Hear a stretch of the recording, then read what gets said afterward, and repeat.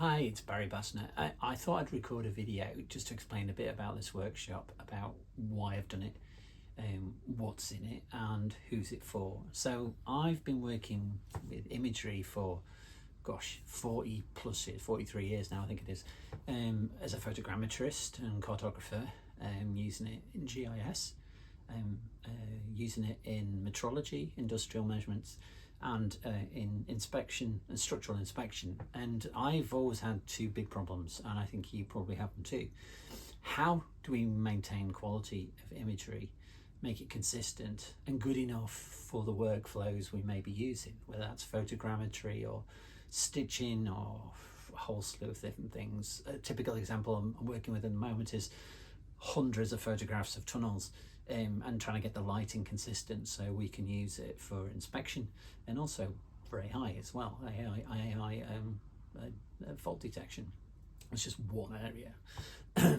But if, like me, you are using imagery as part and parcel for your work process, I get 50, 100,000 images a week to deal with. Now, how do I manage all those? How do I make it easy for me, not without driving myself nuts? And how can I collect, manage, and then produce them in formats and in ways that my customers can use? And that's always been a problem for me. So I went out and tried to find out good ways of doing it, and I couldn't really find anything, so I had to come up with the system myself. And that's really what this workshop is about. It's about two bits. It's about dividing it up into image enhancement, image quality, consistency, quality control. But then it's also, the second part is about how we can manage and share and be productive with these, because productivity is key, hugely important to me and probably for you as well. If you're doing anything like structural inspection or drone imagery or a slew of different applications, asset inspection, insurance, you manage to manage lots and lots of images. And that's really what the second part is about. So what's in it? Well, we do it as a workshop because although there'd be bits that are pre-recorded, because I tend to forget things and I don't want to miss anything that's important, we do some pre-recorded, we do some live editing as well, but we do it in a workshop environment because it's great to have the response and the contribution from some of the participants, because it opens it up and makes the learning experience a bit richer. Now, as a workshop, that it's in a certain time frame, but don't worry if you can't make that time frame. I appreciate we're out on site, we're busy doing things, we can't all be in the same room at the same time. So what we do is record it, and then you can download it if you can attend or not, at a later stage in bite-sized pieces, so you can learn as we do, at time, positions, locations to suit yourself. A little tip. For example, some people take the videos and put them into the screen and then use the same process and mimic it and learn by learning at the same time. It's a really good way of learning. So we do it like that.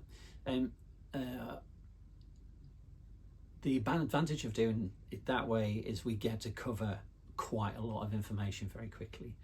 And you'll find that you're going to get 8 hours of in-depth information, which I'm sure is going to be useful for you. Okay, so that's how it works and what's in it. But who's it for? Well, it's anybody who uses imagery as part of the process. Now, there's the conventional things that you would associate, like photogrammetry, reality capture, 360 imagery, those sort of things. But then there's probably a bigger market, which is those people who are using it for structural inspection or asset management or insurance. Anybody's got lots of images to process, because what I found is that is probably the key part, and scaling that and making it usable and easy to deploy is probably key to one of the big roadblocks and bottlenecks in your workflow. So that's what we try and do. So in the first part, we'll be looking at editing, and so we've got and looking at how we can cope with different things, how we can take photographs at night, how we can take good photographs when there's lots of work lights around us in enclosed spaces and things like that, how we cope with shadows and highlights and recover detail but without producing some of the artifacts that some of the techniques use, how we cope with things like windows and glazing, deal with water, some practical things that will improve generally how you use imagery. The second part is to do with strategies and tools that work. Things like renaming, batching, tagging, grouping, smart albums and things. Now, you see we're using one particular software in this and called CaptureOne. Now, I've used all of them, I've tried all of them, and although there are lots of great systems out there like Lightroom, Photoshop, the Adobe Stable, DxO, Photomechanica, I've standardized on using CaptureOne largely because it's one program that allows me to do both of those varying tasks, image quality and image management, and I can do it all in one software. It also is a great tool for organizing your workflow so you can standardize on things and set working environments, presets, all sorts of things which we'll be introducing you to. Now, that's not to say if you're a Lightroom user, you're not going to benefit from this, because an awful lot of the tools that are in Lightroom you can use, or in CaptureOne, sorry, you can use in Lightroom too. But it will give you some more ideas. And also you'll find it's not that difficult to migrate from one to another, and CaptureOne make it really easy. So that's really what we'll be looking at. Anybody who has got any interest or uses imagery in their processing, in their workflows, whether that's structural reports or producing 3D models, the key thing is it doesn't matter what camera you're using, whether I'm using phase 1 medium formats or large formats for satellite and manned photogrammetry, whether I'm using my drone camera, whether I'm working in mirrorless or full frame DSLRs, or even my smartphone. And talking of smartphones, one of the things that's a bonus for everybody who register is an extra 2 hours of how do you use your iPhone or Android phone for things like asset management. How can you use it and organize the imagery so you can use it as part of your workflow and make life a lot simpler for you, but you're getting that as a bonus. And I thought I'd throw that in because I can't cover it in 8 hours. You can do that as you wish. If you'd like to know more about what's in it and the content, you can click on one of the links, and that'll take you to the web page where you can review it and you can register for it.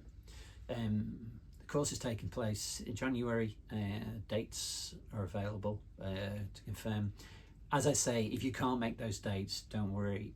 All of the information and all the conversations and all the Q&As will all be available for you to view as you wish later on if you can't make it. So if you'd like to get more information, click on the link. If you want to register, click on the link. We do limit the number of spaces just because as a workshop, otherwise we have too many people contributing. So first come, first served, basically. Sooner you register, the better the chance. Just one thing to point out as well is if you're thinking of losing some of your learning development budget, or you've got something extra before the year end, it's a great way, a great investment, I think. But don't take my word for it. As some people on previous courses and CPDs and things I've done for other people have put some nice things at the bottom you can scroll down to have a look. So don't take my word for it. But it'd be great to see you in January. I think you'll learn a lot. It's 40 years plus a whole ton of research. So to shorten your learning curve so you don't make the same mistakes I make, and we can improve things for all the workflows that use a camera. Okay, it'd be great to see you. Thanks so much for your time, and I hope to see you in January.